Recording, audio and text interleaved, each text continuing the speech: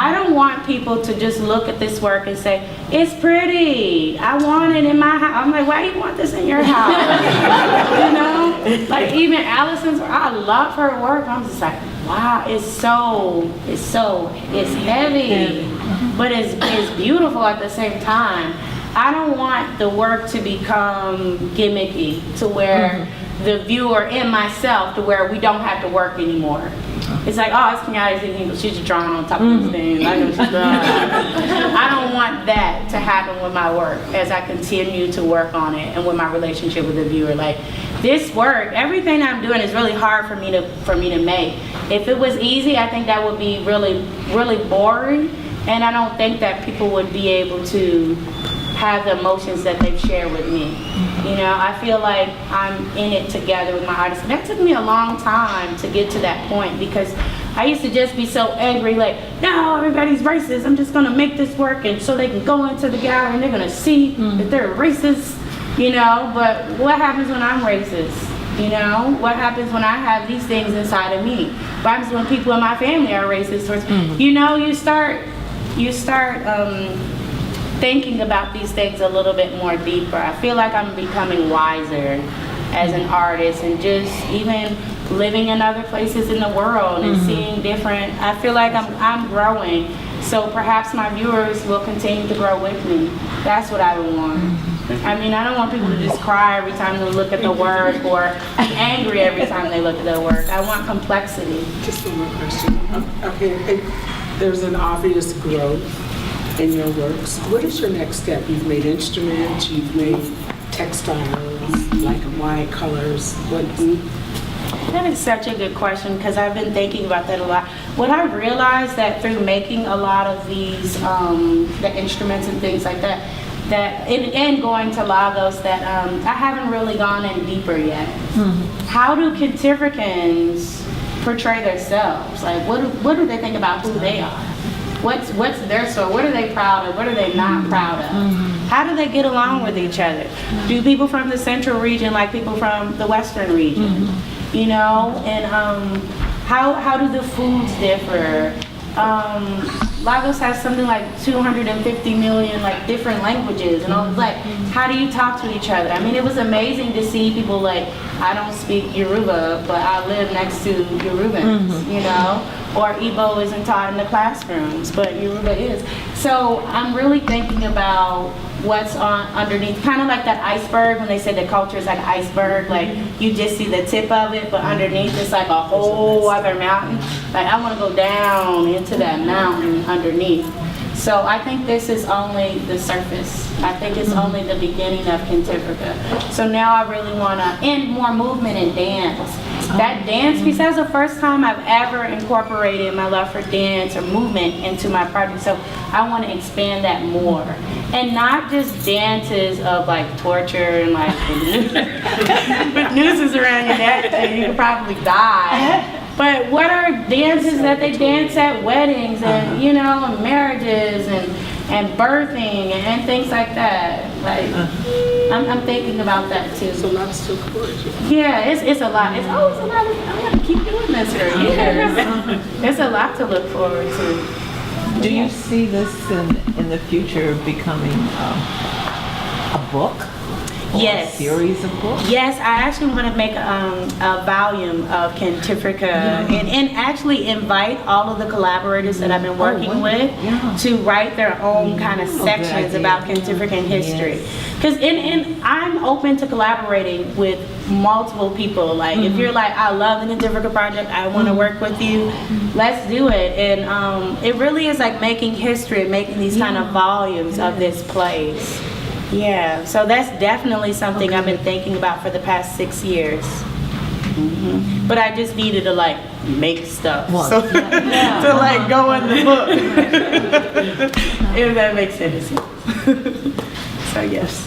So there's something called Kenta bread. It's like cornbread, but it has roasted sunflower seeds and agave drizzled on top. We have this like raw kale salad that I make. I like create this like dressing for it and sesame seed. And there's something I'm really excited about. It's called Kentifrican healing tea. I actually got the title from a homeless man in Venice Beach. He told me, "This tea is healing me," and I was like, that's the name. And it has black Assam, mint tea, fresh mint. What else does it have in it? Spices like cinnamon, allspice, fresh citrus just squeezed in there. Now I'm making everybody thirsty. You are. You can drink it black, or you can in agave, and you can drink it black, or you can drink it with soy milk or any type of milk, and it's sweet. It's chilled. And you really like drink it after dinner. I've made it all over America now, and it is always a hit. Like it always just kind of goes out. And I make everything fresh on the spot, and I don't write the recipes down. So I have to tell you what the ingredients are.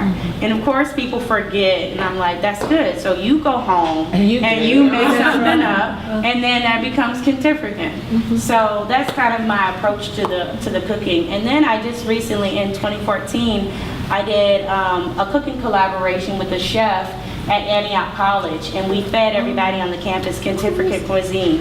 Really? So like the whole campus ate Kentifrica food for the night. And it was amazing because I actually didn't cook the food for the first time. And so we're in the kitchen, and he made something that is like gumbo, but he didn't want to call it gumbo. And so I said, well, what makes you feel good? And he was like, mooch mooch. And I was like, okay. It is mooch mooch stew. And it's a stew that's made that you give to a friend that's traveled from a long distance. And it's really hearty. And you can serve it over rice, or you can just eat it. So I allow other people's interpretations to come in, and we just create together. So, and I love how you said, what do you know of it right now as we speak? Well, you're discovering a regional. Yeah. Definitely. Yeah, and he did all this research, and he said, well, you know, we need to have some fish in the dish because this is from the west coast of Kentifrica. They would have did. I was just like, wow. I was so excited to like work with him. I was like, I didn't even think of this stuff. So, yeah. Yes. Just to follow up on her question, and that is you know, you only have so much space when you come to these galleries. Is there anything that you would have liked to include here but couldn't? I think there was one more figure that I tried to get in, and there was a stop motion animation. Yeah, I wanted to work on this stop motion animation for the very first time ever. I actually wanted to like show that here with it. But I wanted to do this kind of live action of me working on one of the photographs. That's why I definitely, I still have to do it. It's something that's really nagging at me. But actually, I had a show, my MFA thesis show at Cal Arts. Like, people get upset sometimes about my installations because they're like, there's too much stuff in here. But then they're like, I don't know what I want to take out though. And I'm like, I got you. Because everything feeds each other. But as I've grown as an artist, I've learned how to edit, you know, and if one thing is just solely depending on whatever's next to it, I take it out. So it was challenging not to like try to overburden the space, and I'm actually happy that it doesn't look like a junkyard or a garage sale. Of course, Emily would not allow me to, and I gotta bring this couch in here too. You know, she wouldn't let me do that. So yeah, I think everything that's here is supposed to be here. You know, that's what it feels like to me. It feels just right. Like, it's not too little, it's not too much. And I'm actually really excited because I'm like, yes, grass poop helped me with that. So I feel good about that. So I read a lot of Lucille Clifton's work. Have you all heard, you've heard of her, you've read her work before? I love Good Woman. I love that memoir that she did about her family. And a lot of her poetry, it just is so life affirming and just sassy and just so fierce. And so whenever I feel down or just upset, I just read Lucille Clifton. And of course the work was already created, but having this kind of iteration of the show look like this, I started really thinking about, okay, what do I want the title to be? What's the theme of the show? What type of images am I trying to create? And I found this line, like, who dare speak with a fragile tongue? And just thinking about this idea of what happens when we name ourselves, or what happens when we unname ourselves. And I loved her poem, Here Ya Be Dragons. And I just really, as you can tell, like, I'm really, I really respond a lot to a lot of literary works. They really inform everything that I'm doing. Even the Uninvited series, I'm reading about colonialism, I'm researching, I'm always reading some type of text.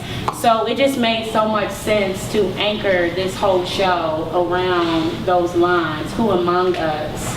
And it's just so powerful, and especially in this time in our nation right now, with so much turmoil going on, the Black Lives Matters, who actually has a right to speak, and just thinking about how culture is just constructed and all of these things. And I don't know, it just felt so right. I just wanted Lucille's presence here in some form or fashion, because she informs so much that I do.